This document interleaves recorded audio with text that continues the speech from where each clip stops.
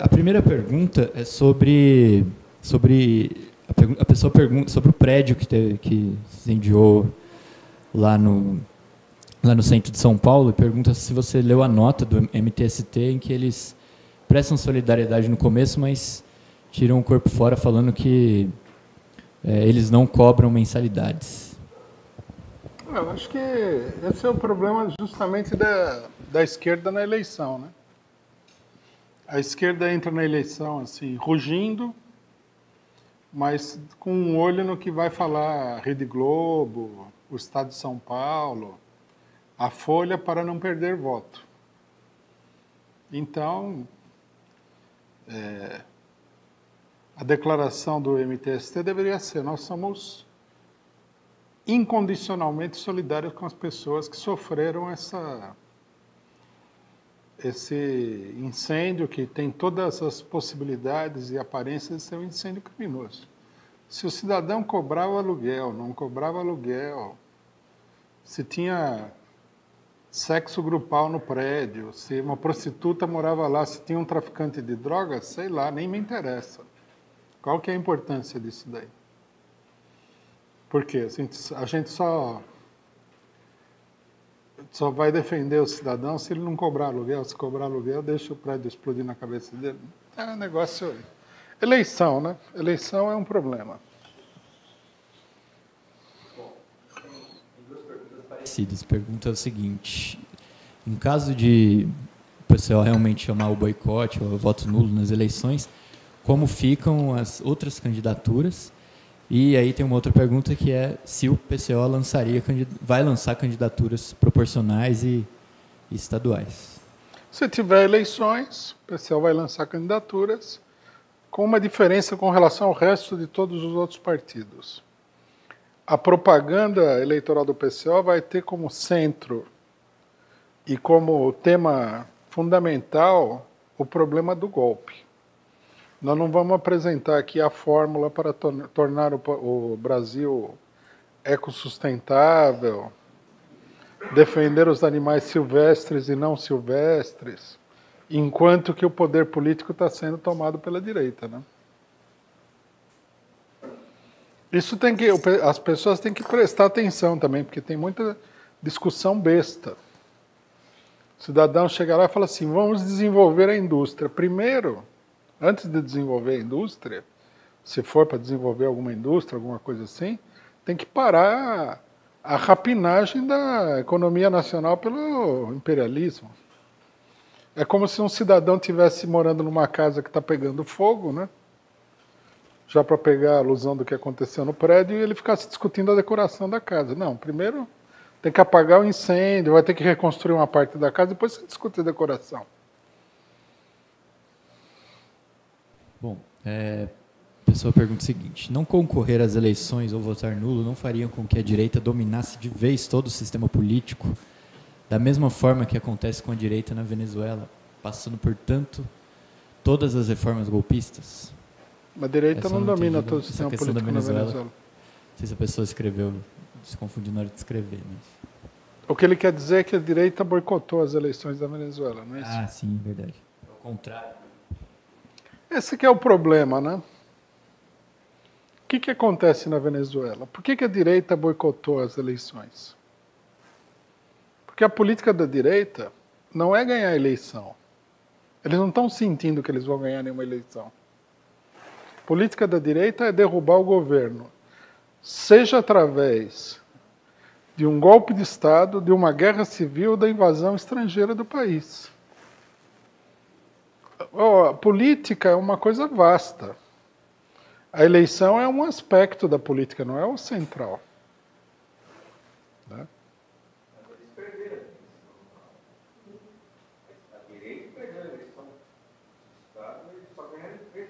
Então, tudo bem que eles perderam a eleição, mas eles estão em outra política, né? Que eles perceberam que não vão ganhar a eleição. Então, tudo bem. É isso mesmo. A direita perdeu a eleição na Venezuela. Por isso, ela não está simplesmente entregando o regime político. Ela tem outra política. Ela acha que não vai progredir pela via da eleição, simplesmente isso. Então, o que a gente teria que perguntar no Brasil é como se perguntou a direita venezuelana. Nós vamos progredir pela via de lançar um candidato presidencial? Ou nós vamos ter a direita dominando a eleição presidencial, com ou sem o candidato presidencial? Isso que tem que ser perguntado. Porque há meios e meios de você participar e combater a política, né? Até agora, inclusive a gente deve dizer o seguinte, até agora, a política de ocupar os espaços institucionais está levando a esquerda cada vez mais longe do poder, e não cada vez mais perto. Tem que analisar isso daí também, né?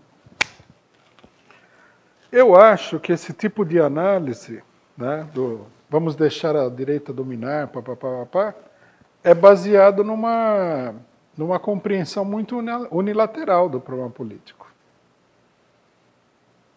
Nós temos que analisar todos os aspectos. Né? Tem que ver o que está acontecendo no STF, no Congresso. Por exemplo, Congresso Nacional. A esquerda vai ganhar a eleição para o Congresso Nacional? Quem que acredita nisso daí?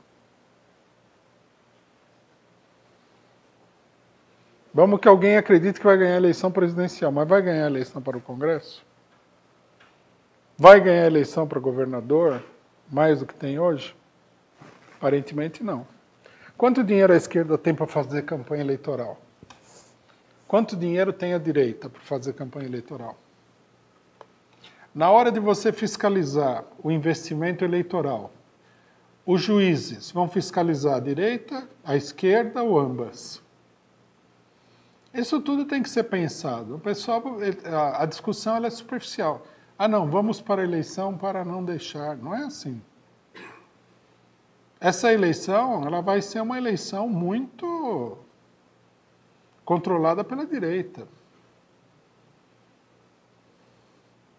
Outra coisa também, que o pessoal também não consegue entender. Deixa eu só terminar essa pergunta, só um minutinho.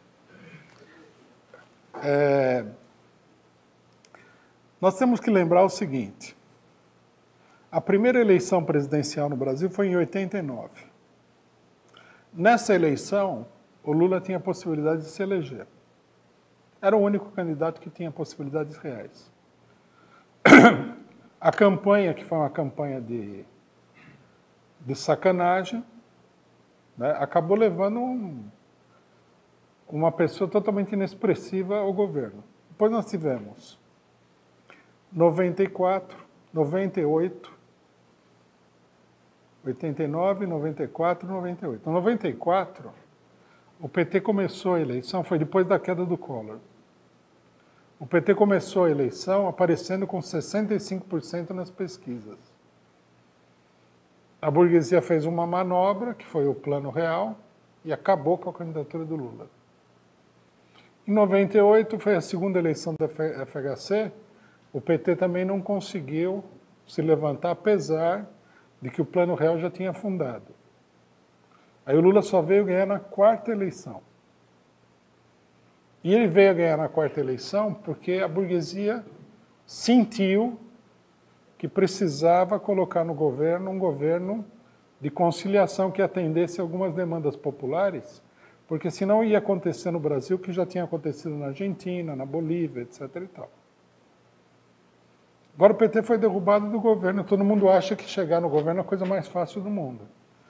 Pessoal, muita gente jovem pode achar, porque viu aí o PT ganhar 4 eleições seguidas. E não entende que isso aí é uma coisa de caráter excepcional, que não é a norma do jogo. E a burguesia finalmente foi lá e cortou o último mandato do PT por menos da metade. E que agora a burguesia controla o Estado, que é um dos instrumentos mais importantes numa eleição. Que a burguesia deu o golpe e não vai querer devolver de mão beijada o governo que ela tirou à força, praticamente. Quer dizer, não há um cálculo realista da situação.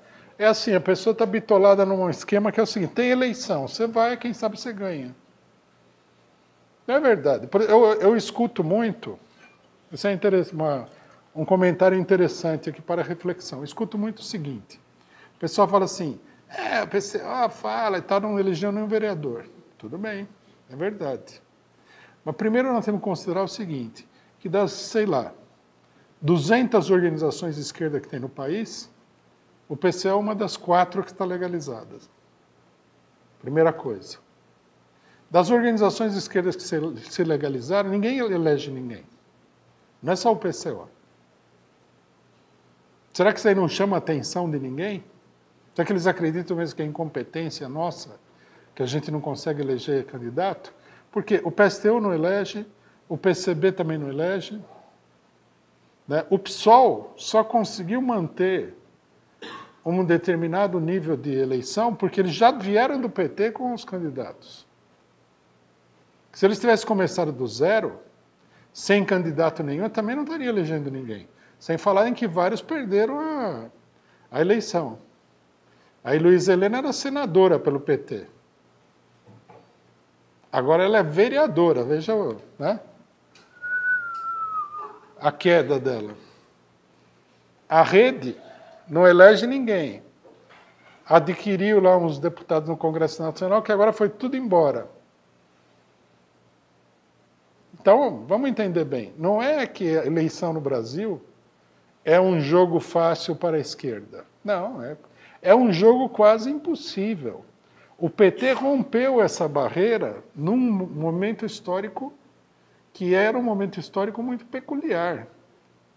Não é que eles simplesmente lançaram candidatos e elegeram todo mundo. Na primeira eleição de 1982, eu participei dessa eleição como militante do PT, o PT elegeu um prefeito em Diadema, justamente onde eu militava. Um prefeito. PT, hein? Com Lula fazendo campanha. E no ABC, o PT tinha o Sindicato dos Metalúrgicos do ABC, de São Bernardo do Campo e Diadema. Quem foi eleito foi um diretor do sindicato naquela época. Não é assim tão simples. Tem muita gente que foi espirrado da política e ficou sem partido, sem nada. É muito complicado eleger alguém. A burguesia joga pesado e tal. A pressão contra qualquer candidatura de esquerda que ameace os planos dos golpistas vai ser enorme. O pessoal tem que avaliar. Por exemplo, todo mundo acha assim, se o Lula for candidato, ele vai ganhar a eleição. Não é assim. Se o Lula for candidato, ele vai enfrentar uma guerra. Em primeiro lugar, isso daí. Porque ele é um candidato que tem que ser levado em consideração no terreno eleitoral pela burguesia. Ele vai enfrentar uma guerra. O resto nem vai ter guerra porque o cara não consegue nem chegar no campo de batalha, né? A hora que ele chegar no campo de batalha, a eleição já acabou, já foi eleita outra pessoa. Tá?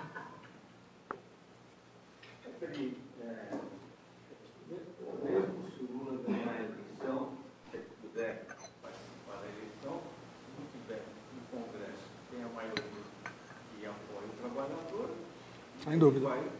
Eles vão tirar ele do poder. Com a maior A esquerda foi fraca. Eu vejo o cara que trabalhava lá, o cara falava assim, não, vou votar no Lula, mas vou votar no cara que é para fiscalizar o governo do Lula, vou votar a favor desse do pessoal dos empresariados, entendeu? Um pouco representa o empresariado. Esse voto foi um voto inteligente. Tem condição, né?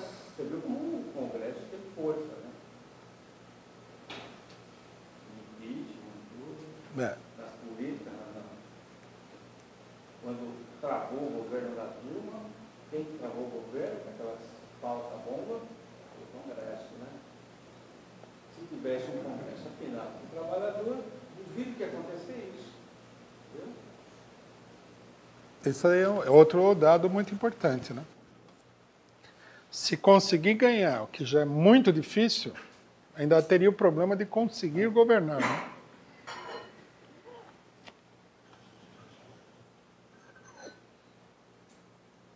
O votação STF sobre a questão do foro prerrogativo de função. E eu sei que esse assunto acompanha a análise do pessoal já há algum tempo.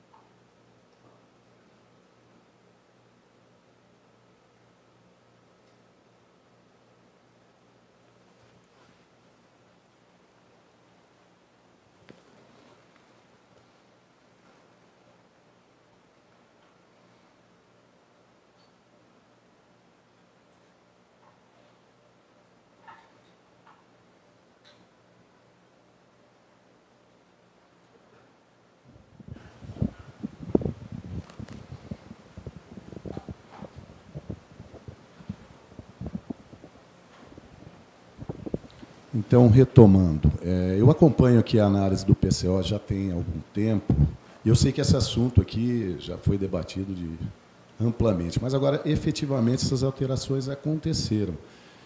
Então, eu gostaria de ouvir um comentário seu a respeito dos impactos que isso provocarão, sobretudo para os políticos de esquerda. Uma vez que aqui no Brasil, alguém inventa lá uma conta corrente e não precisa nem comprovar a existência dessa conta corrente, uma simples planilha serve como prova, ou talvez nem a existência dessa planilha. Então, quais os impactos que teriam para os políticos, especialmente de esquerda? Esse é um problema que é muito pouco compreendido pela esquerda, né? A direita nem vou falar, porque os direitistas, eles são muito irracionais. Eles pegam uma coisa e começam a gritar e tal. Mas a esquerda deveria ter uma avaliação racional, deveria ter parâmetros para definir uma política, né? O problema é o seguinte, você ter um Congresso independente, democrático, significa o seguinte, que esse Congresso ele é o máximo possível controlado pelo povo. Nós sabemos que esse controle, num sistema capitalista estabilizado, organizado, ele é praticamente impossível de se dar de uma maneira determinante, né? Finalmente, a burguesia tem muito dinheiro, muito poder, e ela tem condições de forçar tem condições de eleger os membros do Congresso, tem condição de forçar essas pessoas a um determinado comportamento político. No entanto, né, uma coisa óbvia para qualquer partido, eu já não diria revolucionário socialista, mas minimamente democrático, é de defender um programa de democracia que favoreça a população diante da burguesia. É a luta de classes, né, do povo contra os poderosos. Então, o que acontece? Nós temos que ter um programa para o problema do parlamento, que é um problema central na política. Primeiro, nós temos que ser contra a Câmara, a dupla Câmara de deliberação, porque todo mundo já percebeu no Brasil que o Senado é o censor da Câmara Federal. Sem falar que ele é eleito de maneira desproporcional na população. Nós temos que defender a liberdade de imprensa e, portanto, a liberdade dos membros do Congresso falarem o que eles quiserem falar. Isso foi totalmente cassado. Hoje em dia, o cidadão fala... O que está estabelecido é o seguinte, se você falou no Congresso, é perigoso. Porque já teve gente, eles começaram com a direita, como eles sempre fazem, né? Que é uma armadilha que a burguesia sempre faz com a esquerda. Eles pegam gente de direita, em geral gente desagradável, e condenam aquele cidadão, mas estabelecem o princípio geral. Então, o princípio geral é cuidado com o que você fala, senão você pode ter multa de R$1 milhão, como aconteceu com o Levi Fidelix lá, na campanha presidencial. Quer dizer, você fala uma coisa na campanha presidencial, quem que te garante? Ninguém. E o que você vai falar que vai te levar a ter uma multa de R$1 milhão? Também ninguém sabe. E se você amanhã criticar o Estado de Israel pelas barbaridades que eles fazem na faixa de Gaza e receber uma multa de R$1 milhão aí porque o lobby israelense pressionou? Quem é que sabe? Ninguém sabe. Então, quer dizer, garantiu a liberdade de expressão em geral, mas dos parlamentares seria uma coisa fundamental. Segundo, imunidade dos parlamentares contra qualquer tipo de perseguição, inclusive judicial. Né? Aí a direita enrola todo mundo falando assim, não, quer dizer que se ele cometeu um crime 10 anos atrás, ele vai estar protegido pelo mandato? Claro, teria que estar protegido. O parlamentar, para poder se expressar, ele tem que estar protegido. Senão, como é que ele vai fazer?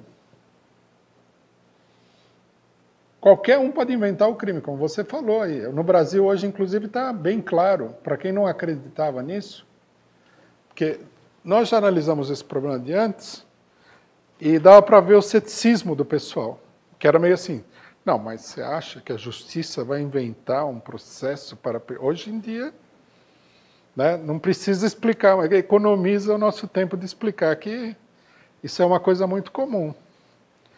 Se você tiver um apartamento, ou se você não tiver o apartamento, você pode ser condenado. Né? Não tem a frase famosa do Machado de Assis, preso por ter cão, preso por não ter cão? O Lula foi indiciado nessa cláusula aí. Né? Começaram assim, ele tem um triplex. Daí mostraram que ele não tinha triplex. Não tem o triplex, vai preso do mesmo jeito. Preso por ter triplex, preso por não ter triplex. Quer dizer, então a coisa mais fácil do mundo é você inventar um processo que não tem nada a ver com a política para botar o parlamentar na cadeia. Botar na cadeia, na realidade, é o mínimo. Porque a coisa mais fácil do mundo é chegar lá um cidadão que está interessado na votação de uma lei e falar, como é que você vai votar nesse negócio assim? Ah, vou votar contra.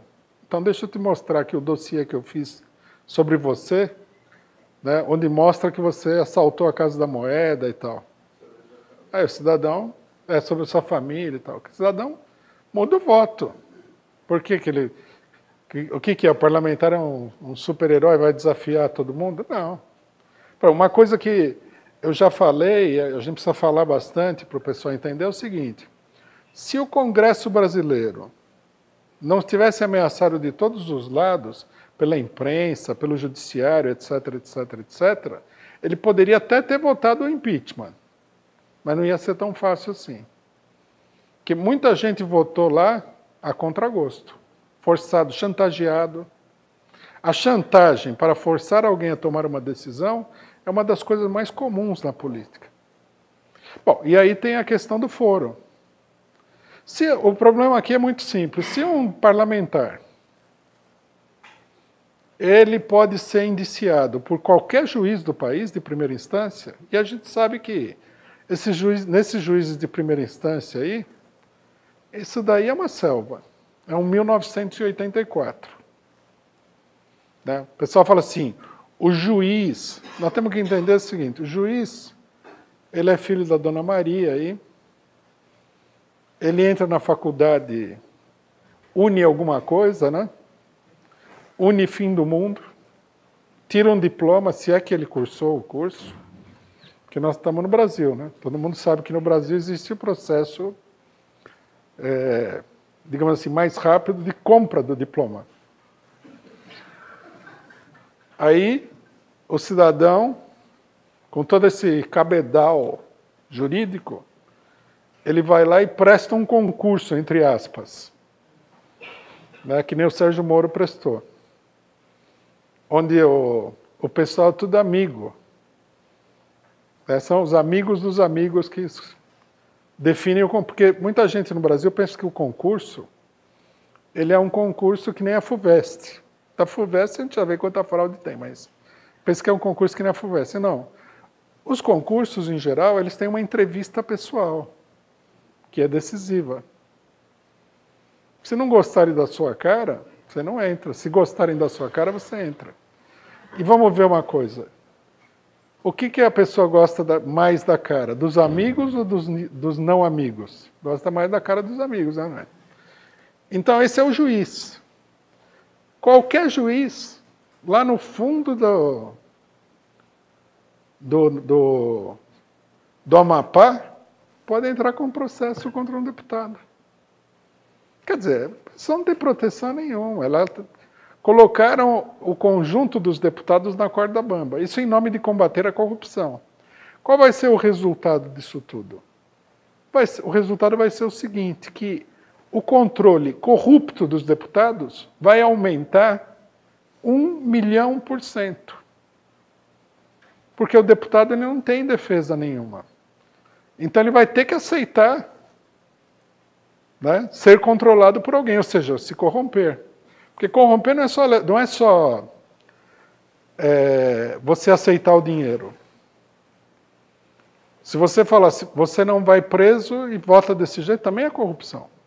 Então, quer dizer, o Congresso Nacional agora está sob o controle absoluto da corrupção. O mais espantoso disso tudo é que tem gente que fala que é de esquerda que defende isso daí, para combater a corrupção.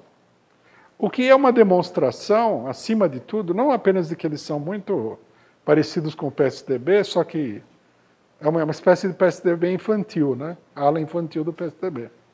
Como eles são completamente ignorantes do que é a política. Uma coisa que é muito interessante, que Lenin falou, política é fundamentalmente a política burguesa. A política é uma coisa burguesa. Então, quando um partido socialista, que não é um partido burguês, faz política, o essencial da política dele é a defesa de determinadas questões democráticas. Você não dá para você defender o socialismo dentro do sistema capitalista. Agora, como é que você vai defender a democracia se você não tem, vai defender os direitos democráticos e tudo mais, se você não tem nenhuma concepção do que seja isso? O que é democrático? Caçar a imunidade parlamentar ou a imunidade parlamentar? Vem o jornal O Globo, né, que é um jornal que fala qualquer negócio, de acordo com o seu interesse, e fala que a imunidade parlamentar é uma vergonha. E aí o PSDB Mirim olha e fala assim, não, é uma vergonha mesmo. Olha ali o deputado corrupto escapando com a imunidade parlamentar e tal. Ele nem parou para pensar de onde veio essa imunidade, por que ela foi criada. Ninguém parou para pensar isso daí. A imunidade parlamentar, inclusive, ela vem sendo abolida no mundo inteiro, porque a burguesia tem dificuldade de conviver com um parlamento que não seja totalmente submisso a ela. Assim como outras coisas também, né? Por exemplo, jamais o judiciário poderia determinar o que o parlamento faz. Jamais. Mas no Brasil, um juiz dá um mandado de busca e a Polícia Federal invade o gabinete de um deputado no Congresso Federal. Não poderia acontecer isso aí. O juiz teria que pedir, pelo amor de Deus, para o presidente do Congresso, para ele colocar em votação se a polícia vai ou não vai entrar. Porque nem entrar ela poderia. Tem que pedir licença para entrar no Congresso. Né? Isso daí é porque o pessoal não sabe. Você se instruir da leitura dos jornais é uma coisa muito perigosa. A pessoa tem que conhecer um pouquinho mais do que isso para ter uma noção. Né? Você vê o que é a independência parlamentar, a história. Né? No parlamento inglês, a rainha da Inglaterra, ela vai, toda vez que o parlamento assume, ela vai lá fazer um discurso. Então ela chega na porta do parlamento, vem um cidadão todo cheio de onda lá e bate com um martelinho na porta do parlamento. E aí alguém abre a porta e pergunta o que o cidadão quer. É a rainha da Inglaterra. Aí ela fala assim, a rainha da Inglaterra pede permissão para entrar no parlamento. Aí é uma formalidade, mas veja o que isso representa. Aí a pessoa que ocupa o presidente da mesa, vamos dizer assim, fala, a rainha tem permissão para entrar no parlamento. Quer dizer, nem a burguesia, nos seus melhores tempos, falou, aqui não entra ninguém sem a nossa autorização. Nós somos o poder soberano.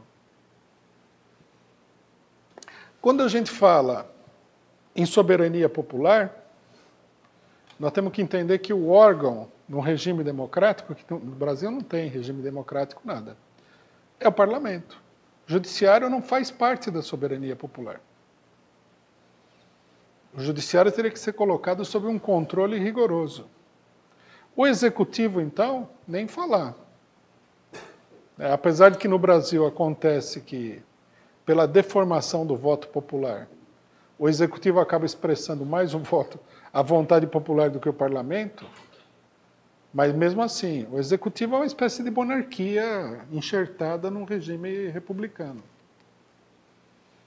Essas coisas todas, né, os partidos políticos teriam que ter uma noção disso daí. O PT entregou um monte de gente, permitiu que a direita passasse por cima dos mais elementares direitos. Por exemplo, tem muita gente que fala desses julgamentos. Veja, qualquer partido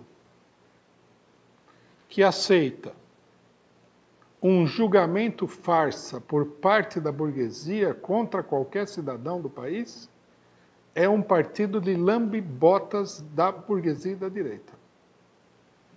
Não adianta vir com o papo de que ele é criminoso mesmo. Isso aí não está em questão, inclusive. Criminoso ou não, nós não podemos aceitar o que é típico de uma tirania, de um governo despótico, que é fraudar o processo judicial. Podemos aceitar isso daí. Isso é uma coisa elementar. Esses dias eu vi um comentário na rede social, uma pessoa falava o seguinte, para mim, nem o Lula nem a Lava Jato são flor que se cheire. Então eu fico neutro. Bom, de um ponto de vista moral, deve ser reconfortante para a pessoa, né? Esse é mau, aquele é mau, eu sou o bom, eu fico neutro. Maravilhoso, se fosse uma igreja, né? Vamos rejeitar o mal, vamos assumir Jesus Cristo, seja lá o que for.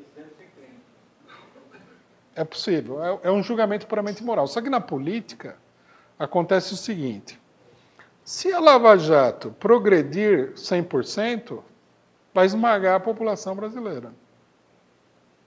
Se o Lula for libertado pela pressão da população, pela mobilização popular, vai esmagar os setores mais direitistas e autoritários no país. Isso daqui vai fazer uma diferença, inclusive econômica, porque enquanto a direita estiver dominando aí, a roubalheira contra os brasileiros vai ser assim na casa dos trilhões de dólares.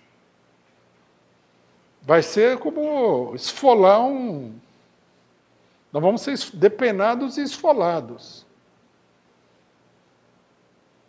Esse é o problema, não é o problema de quem é mau, quem é bom. O processo da Lava Jato é uma farsa judicial. Essa é a questão. A esquerda não entende isso. A esquerda acha assim, que se a pessoa que for vítima da arbitrariedade for boa, for um herói nacional, um herói popular, for do movimento LGBT, mulher, negra e tal, nós defendemos. Índia, nós defendemos. Se não tiver todos esses requisitos de maravilha, de bondade, nós não defendemos. Mas, na verdade, se trata de defender um princípio político, uma concepção política geral. Porque sem concepção, você é um joguete, né? A direita faz assim, você vai para lá, faz assim, você vem para cá, e assim por diante. Você é um joguete. Você tem que saber o que você quer. E não adianta chegar e falar assim, não, o Lula é mau, o Lula, sei lá, fez A, não sei o que o Lula fez contra o pessoal, mas enfim, fez A, B, C ou D. Não adianta nada isso aí.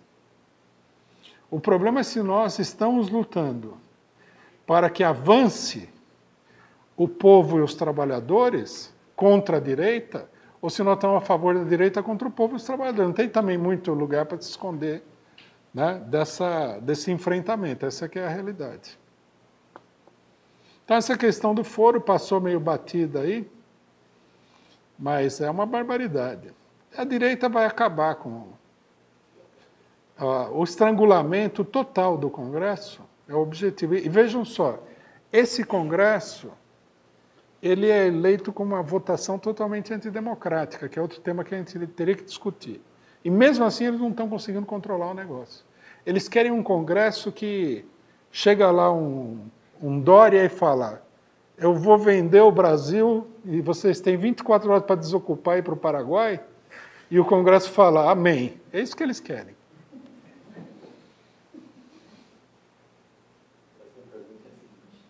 O fracasso dos atos de 1º de maio da esquerda e a insistência com a política eleitoral não são evidências claras de que o PCO está gritando sozinho em meio à multidão na luta contra o golpe? Não sei se nós estamos gritando sozinhos, mas uma coisa é certa, nós estamos gritando em meio à multidão, que eu acho que é mais importante de tudo. Se tem outros gritando no meio da multidão ou não, aí é outro problema menor. O problema maior é a gente não gritar, né, não ficar como São João Batista, né, clamando no deserto.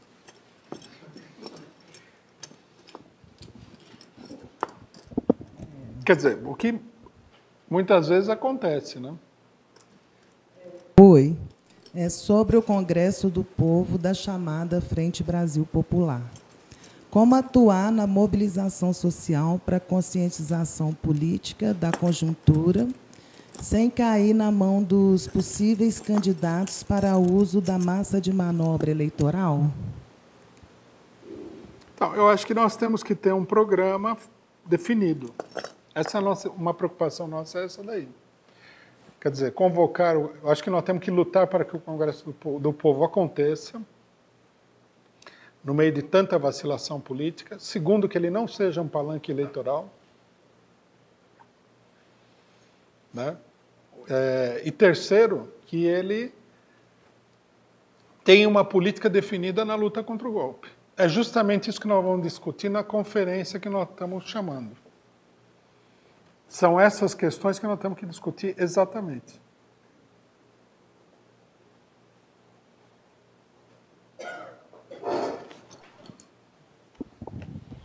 Oi, lá no 1º de maio, nós tivemos a oportunidade de acompanhar a 247, você deu a entrevista de terça-feira, e teve duas questões que eu acho que é importante, porque já está irradiando em vários locais. Né? Uma é a questão dos candidatos abutres. Né? Já sai a figura do Ciro Gomes, com um abutre com a cabeça do Ciro Gomes, mas tem outros abutrios também, eu achei importante debater isso, né, essa questão. E a outra questão que surgiu filhote também... de abutre, né? E a outra é a revoada dos abutres, né?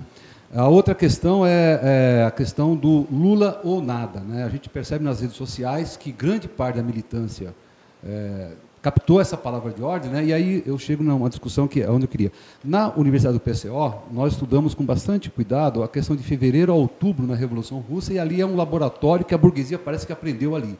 Somente a esquerda cirandeira que não aprendeu isso daí, ou seja, como atuar diante de o que está ocorrendo a sensação que dá parece uma fotografia histórica, né? Quando você pega 17 e traz para cá, claro, tem questões que... Mas, enfim, tem categorias, tem uma série de coisas nesse sentido que a gente percebe a importância da palavra de ordem. Né? E aí vem a questão, a baixa ditadura, foram talvez aí, me ajudem, né? Talvez 20 anos para poder essa coisa se irradiar na sociedade e derrubar o militarismo, derrubar o golpe. Hoje tem as redes sociais, né? E a gente percebeu, a esquerda falou, não vai ter Copa. O pessoal disse, vai ter Copa. A esquerda disse, não vai ter golpe. Teve golpe, o pessoal disse isso. Não vai prender o Lula, o pessoal disse, vai prender o Lula. Vão libertar o Lula daqui a 10 dias, tal. O pessoal disse, não vai libertar o Lula, e não libertou o Lula.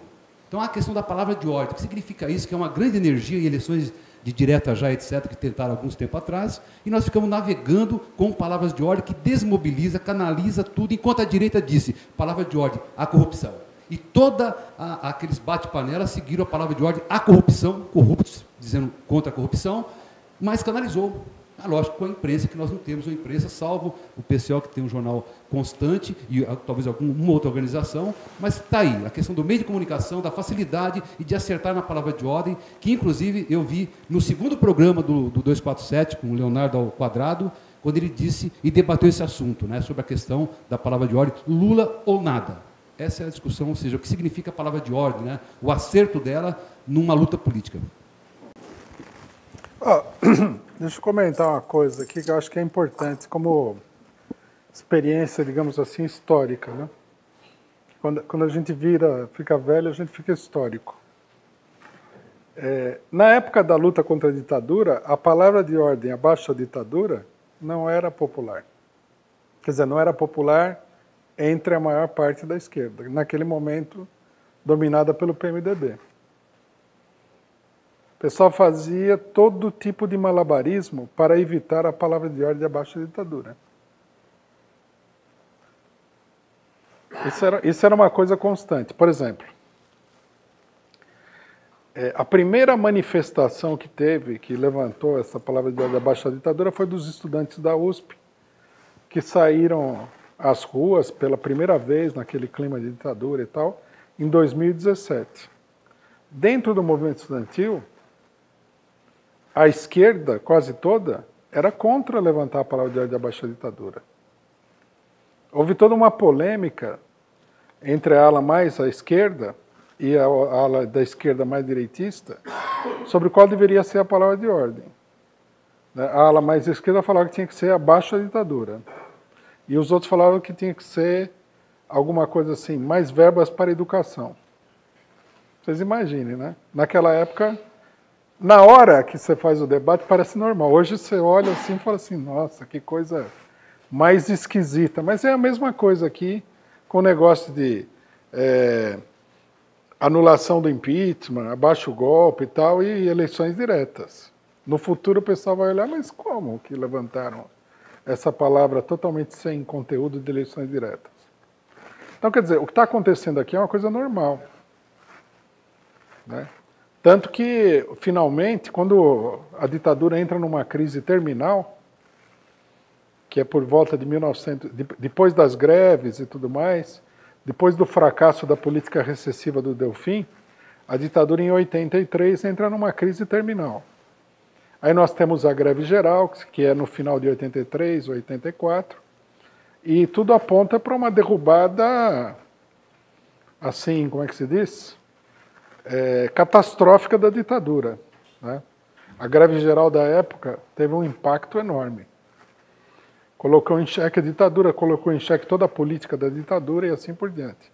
Aí o que fizeram? Levantaram a palavra de ordem de direta já, quero votar para presidente. Que era a tentativa de processar uma transição da ditadura para um regime democrático através da eleição do presidente da República aprovado pelo Congresso da ditadura, que tinha até senador biônico, senador indicado pela ditadura. Aí o país inteiro, né, se mobilizou acreditando que a pressão ia fazer o Congresso votar nas diretas, que não tinha a menor chance de que isso aí acontecesse. Aí foi derrotado isso daí e apareceu o verdadeiro propósito da campanha das diretas, que foi a candidatura no colégio eleitoral do senhor Tancredo Neves, que era um expoente da ala mais direitista da oposição, né, tendo como vice o Sarney, que era da própria ditadura. Você vê a capacidade de enrolar todo um povo, né? Aí queriam que o pessoal apoiasse essa maracutaia no Congresso, no colégio eleitoral da ditadura, de votar no Tancredo Neves. Só que aí, na época também, a rejeição a isso aí foi muito grande, né? Dentro do movimento operário e tudo, tinha uma rejeição enorme. Isso é normal, viu? pessoal não quer. O pessoal, uns por um motivo, outros por outros, temem o enfrentamento do povo com o regime direitista.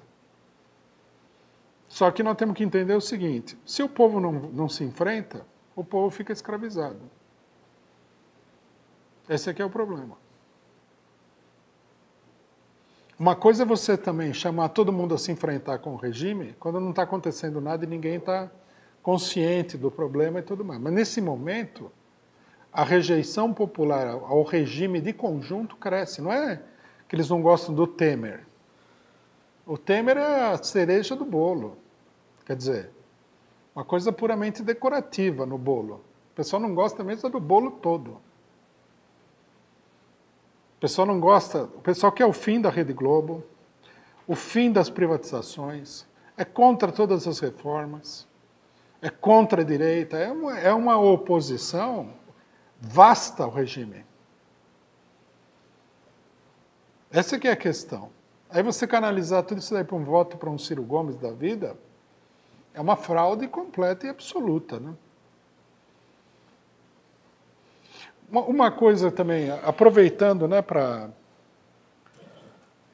como é que se diz? Para esclarecer mais um problema, é o seguinte, que eu vi aí, o debate sobre a questão do Lula. O problema aqui não é o que o Lula pensa, o que ele quer fazer.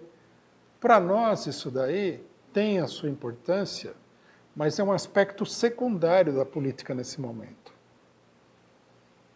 A figura do Lula, ela vem, como seria de se esperar, como seria inevitável, ela vem encarnando toda a rejeição popular ao golpe, à direita, e é uma rejeição que vai muito além de simplesmente o golpe.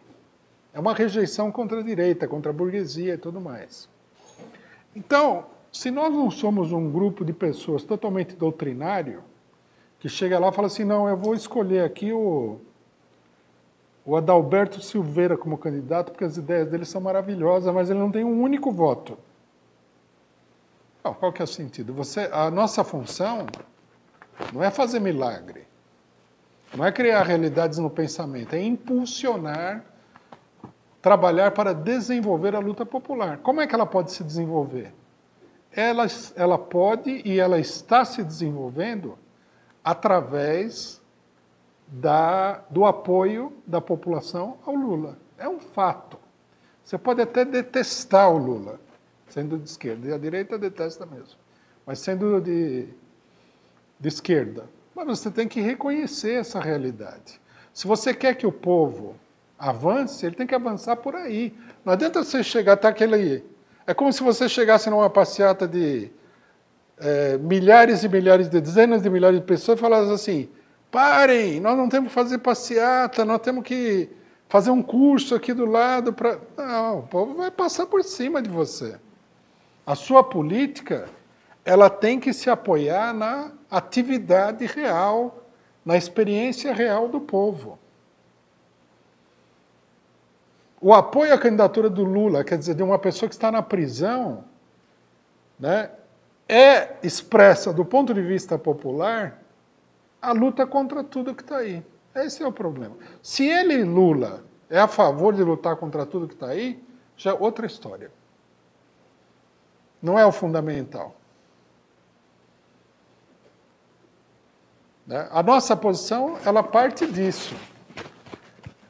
Por isso eu acho que muita gente não entende quando a gente fala para a Manuela Dávila. A Manuela Dávila, ela nem é uma candidata melhor que o Lula em nada. Em nada. O Boulos também é a mesma coisa. É como o Lula falou, são dois meninos. Né? Eles nem sabem o que estão fazendo, é uma campanha assim que você olha e fala assim, onde que... O Boulos até deu agora para ser verde e amarelo. Quer dizer, é um negócio muito louco, né?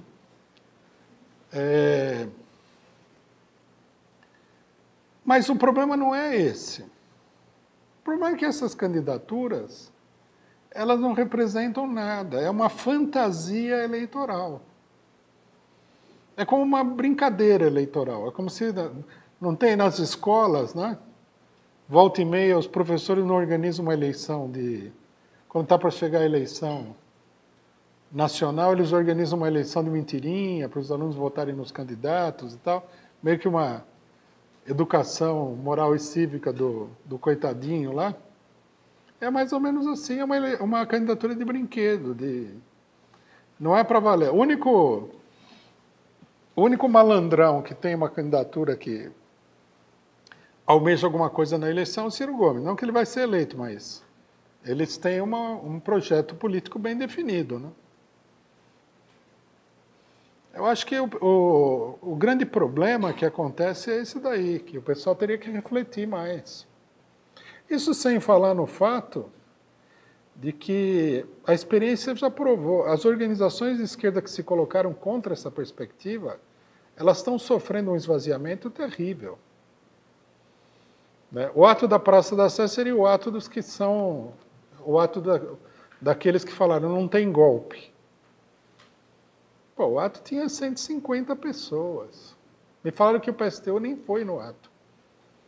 Está o clima de depressão que tem nas hostes do PSTU.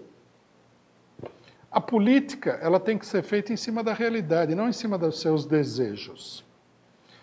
Isso daí muitas vezes é confundido com uma política da pessoa que vai a reboque de uma direita, porque a realidade seria a dominação da direita. Não. A luta política tem que ser organizada em cima da realidade contra aquilo que é o setor dominante da sociedade, né? Mas tem que ser feito no mundo real. Não dá para fazer uma luta no mundo das abstrações.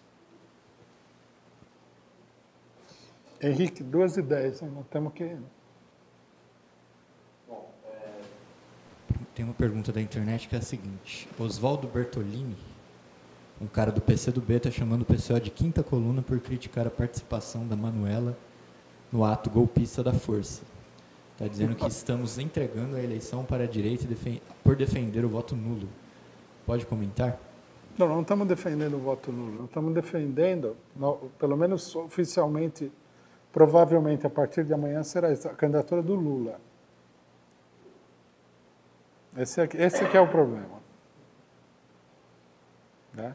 Porque voto nulo, em geral, normalmente a gente não defende, só no segundo turno e tal. Então, a nossa ideia é que a candidatura deveria ser a candidatura do Lula. Esse aqui é o problema. A candidatura da Manuela, a crítica que nós fazemos, a crítica fundamental, é que ela é uma candidatura irrelevante. Esse é o problema. Bom, quanto a ser quinta coluna por não gostar da Manuela, então é muita gente. Não é só o PCO. Por exemplo, no ato lá de Curitiba, a Manuela mal foi aplaudida por alguém lá. Então é tudo quinta coluna. Quer dizer, a esmagadora maioria do movimento que defende a libertação do Lula é quinta coluna, porque não gosta da Manuela. Agora, se criticar uma pessoa por ir ao ato da força sindical é ser quinta coluna, então não tem muito jeito. Você tem que ser quinta coluna. Né? O problema que ele deveria... Quinta coluna é uma expressão stalinista, né? Foi usada na época da Guerra Civil para atacar, durante a Guerra Civil, setores que estavam lutando contra o franquismo. Né? Que eles falaram que era a quinta coluna do fascismo. Supostamente o fascismo teria 4 colunas, essa seria a quinta coluna dos traidores, etc. e tal. O problema é o seguinte: o ato da força sindical é uma fraude contra os trabalhadores e é organizado pela pessoa que, ao lado do Eduardo Cunha, foi o principal organizador do golpe. Então, se alguém é quinta coluna aqui, é o pessoal do PCdoB que foi lá se abraçar e se beijar com o Paulinho, organizador do golpe. Com a Fiesp, com o SCAF, com toda a corja direitista. Então, não sei, tudo bem. É como eu falei, época eleitoral, entra o elemento sagrado, né? Não pode atacar candidato. Só que a gente tem que ter um pouco de racionalidade. Veja, quem está ao lado dos golpistas é que é traidor. Quem está contra os golpistas não é traidor. Nós temos que ter um mínimo de racionalidade. Senão, daqui a pouco, você defende a candidatura você defende a liberdade do Lula e você é o golpista. E o cara que não defende, tipo o Ciro Gomes, que eu também já vi essas expressões, esse aqui é o verdadeiro lutador contra o golpe, né? Tá certo, tem muita falsificação na política, mas eu acho que o pessoal tem que se esforçar para fazer sentido, né? Nós não fomos no ato da Força Sindical. Nós não fomos lá se abraçar e dar beijo no Paulinho da Força. E até agora, né, seria bom que o cidadão que fez essa acusação nos demonstrasse que o Paulinho da Força deixou de ser golpista e passou a defender, a lutar contra o golpe e defender a liberdade do Lula, coisa que eu até agora não fui informado. O que eu vi foi que o pessoal da Força Sindical foi vaiado no ato em Curitiba e o cidadão se defendia e falou: não, eu não sou do Paulinho e tal. Quer dizer, nem a Força Sindical acha que... Nenhuma parte da Força Sindical acha que ele é bom, né? Mas, para falar mais diretamente, queria dizer o seguinte: é uma vergonha uma pessoa que se diz de esquerda ir no ato da Força Sindical. Ato. Isso não é um ato. Isso é um evento... O evento empresarial da Fiesp. Vamos tirar os intermediários e aparências e vamos falar preto no branco. É uma vergonha que alguém que se diga de esquerda, que defende o trabalhador, ir no evento empresarial anti-1º de maio da Fiesp. Porque é isso que se trata. E o Paulinho da Força, ele é um capacho da Fiesp. Por isso que ele foi um dos principais articuladores do golpe, porque por detrás do golpe estava a Fiesp, com o Pato, né? A gente até já esqueceu do Pato, do Manifestoche, de toda aquela história. Chega na época da eleição, meu amigo, o mundo desaparece. Tudo aquilo que você viu durante 2, 3 anos desaparece. Até o Paulinho da Força vira herói. Não dá, né? E nós, que estamos contra esse cafajeste desse Paulinho da Força, né? Não é outra coisa, não é que nós estamos contra agora. Nós estamos brigando com esse cidadão aí no movimento sindical, deve fazer uns 20 anos já, ou mais. A gente já trocou até tiro com o Paulinho da Força no movimento sindical.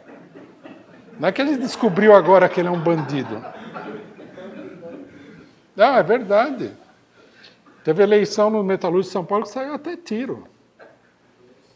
Ele é um bandidão. Bom, nem precisa. Hoje em dia você não precisa explicar mais, porque quem viu ele no... A gente passou o voto dele no impeachment. Tem que passar mais...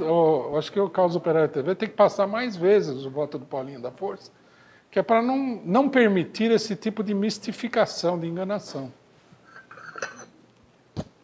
Bom, são as últimas perguntas. Primeiro, pede para você explicar por que a esquerda cai tão fácil no jogo da direita, de que o PT quebrou o país, essa coisa toda. E já emendando, para comentar também essa enganação do problema das manifestações na Paulista, né, que o Marco Antônio Villa chegou a falar na época que tinham 2 milhões de pessoas na Paulista, sendo que o cálculo da Consolação até o Paraíso fala que não cabe nem 800 mil. Né? Vou comentar essas duas coisas. Bom, não sei qual é a esquerda que cai facilmente na enganação. Tem esquerda que cai.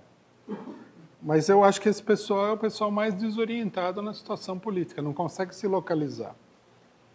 Política, em grande medida, é um problema de você se encontrar um lugar, né, para se estabelecer numa luta política. Então, você tem que dizer, do lado de lá, né, do lado direito, está lá, tem o Paulinho da Força, o Eduardo Cunha, o PSDB, inimigo. De trás você vê a águia norte-americana, o abutre, tem todas essas aves de rapina, né? Então, você fala, ali está o inimigo, do lado de cá, tal coisa, tem que se localizar. Eu acho que esse pessoal não tem bússola, está completamente desorientado e acredita em qualquer coisa. Né? É bobagem falar que o PT quebrou o país e tudo, não tem nada a ver. política do PT, quando a gente tem uma crítica a fazer, melhor é fazer uma crítica séria. Exagerar, inventar, pegar aí as calúnias dos outros, não resolve nada. Você tem que fazer uma crítica séria. E essa crítica aí não é séria. Sobre a manifestação, bom, eu acho que a pergunta revela que tem um problema ainda não bem compreendido, que é o seguinte. As manifestações da direita na Paulista, elas são manifestações que foram montadas pela burguesia, como um espetáculo. Não são verdadeiras manifestações populares. Primeiro, todo mundo que acompanhou as manifestações na época sabe, para você encontrar uma pessoa que não fosse branca naquelas manifestações, você tinha que procurar com um detetive.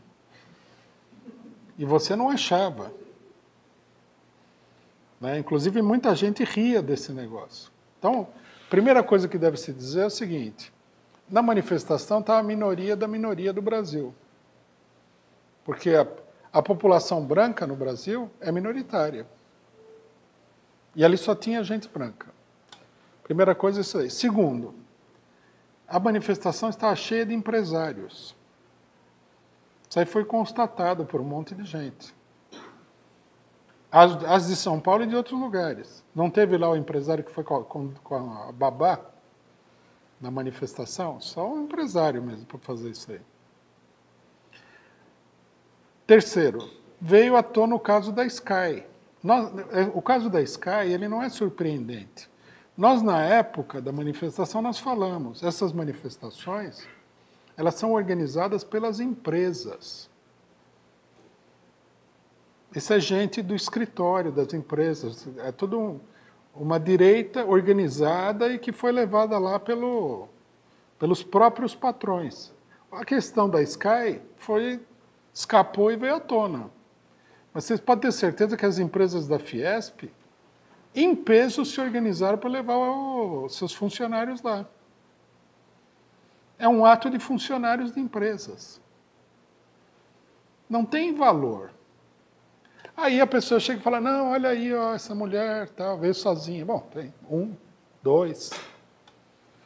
Né? Primeira coisa é isso daí. Se tivesse 40 milhões de pessoas, não ia mudar em nada o negócio. Não é o número que importa. Agora, sobre o número. As manifestações, elas nunca passaram de 40 mil pessoas lá. É o que eu falei. Primeiro, ninguém sabe, ninguém tem parâmetro. E segundo, ninguém conta. Então vem a Rede Globo e fala assim, a Rede Globo falou 7 milhões de pessoas. Eu olhei e falei, nossa senhora. No Egito, a BBC falou que a manifestação contra o Morsi, que serviu como cobertura para o golpe de Estado, tinha 17 milhões de pessoas. Isso não existe isso daí. Não acontece isso daí. Isso é tudo uma falsificação grotesca. Com tudo que a burguesia fez, ela promoveu uma manifestação grande, mas nem perto de 1 milhão, nada. Finalmente, o pessoal não tem ideia, no estado de São Paulo, quantas empresas tem capitalistas, né? São centenas de milhares. Se cada empresa mandasse um cara, isso dava 100 mil pessoas. E a burguesia, ela comanda, né? Não é assim que ela chega e fala assim, quem quer ir no ato? Não é assim, o capitalismo não funciona assim, o capitalismo funciona mais assim. Você pode não ir no ato. Mas eu não garanto que seu emprego vai estar aqui a hora que você voltar, né? Ou prometer um prêmio. Mas normalmente o chefe do departamento solta a letra que muito cuidado em não ir no ato. Né? Aí um espertinho fala, mas como é que vocês vão saber se a gente foi no ato? Não, pode ter certeza que...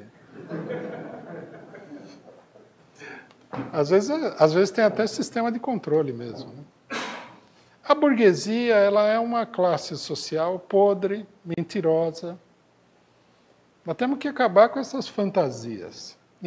Um problema também é que ninguém conhece os capitalistas de carne e osso, de perto, né? Quem conhece? Quem que é a maioria da população, a classe média e tal, que conhece verdadeiros capitalistas? Nunca conheceram ninguém. Eles não têm nem ideia de como é que classe social que é essa daí. É uma coisa horripilante.